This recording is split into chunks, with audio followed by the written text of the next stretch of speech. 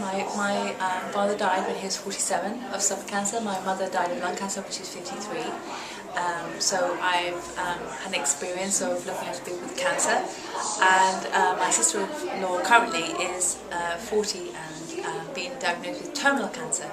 So a book like this, I want to lap it up. It's a book that I want to read because I didn't know how to help my parents. I didn't know how to help my sister-in-law. I want to be able to help them in a practical, real way, not give them sort of pathetic, oh, you'll be all right. I want to give them something real that can really help them. And I've lost actually my brother and my sister-in-law both to cancer, and I just know what a bewildering and difficult time it is when you first hear about people who have got sick with cancer.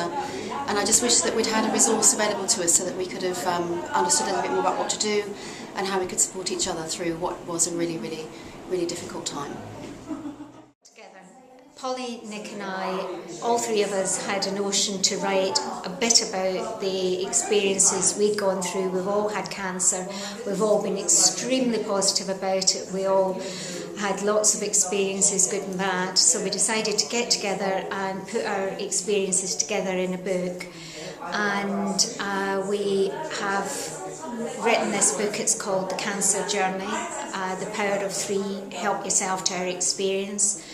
It covers from the very early parts of your diagnosis, how to deal with your medical staff and those supporting you in the medical profession, to how to dealing with your own emotions and those of your family and friends, to how to eat well, to support yourself and hopefully beat the cancer, and all sorts of tips and hints about holistic therapies, meditation, things you can do to relax yourself and really, really look positively to the future.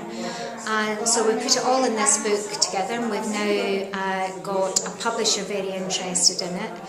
We have got Macmillan Cancer Support, who appear to be quite interested in supporting us, and I've worked for them as a volunteer for almost 7 years now, and I'm quite passionate about them, as Nick was, as they've been very supportive to him over his journey.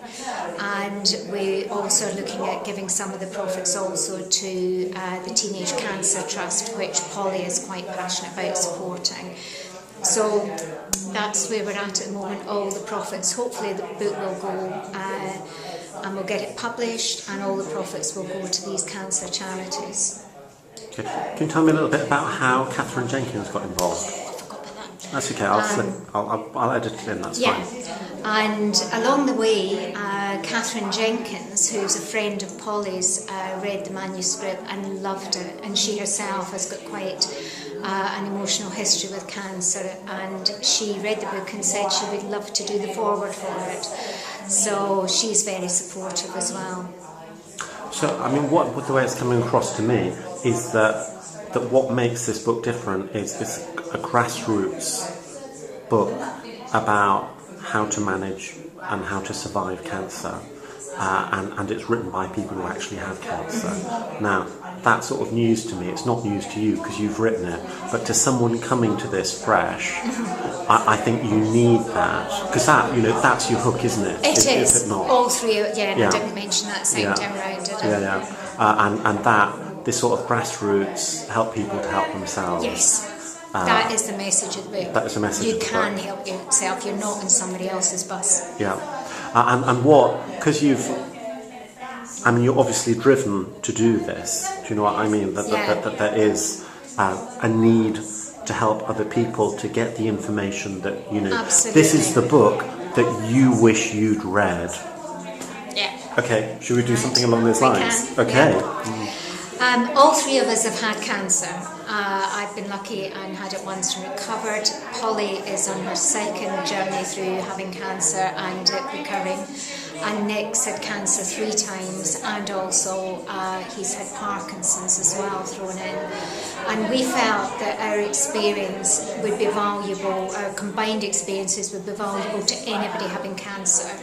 And in the book, we've put together all of the things that we wish we'd known when we were first diagnosed, and we hope it will be of value to anybody that is either diagnosed with cancer or as a relative of somebody who's got cancer, because there's lots of helpful things that as the patient you can do for yourself, and also for relatives, and how you can help yourself as well, and not be completely dependent on the medical profession to determine your fate.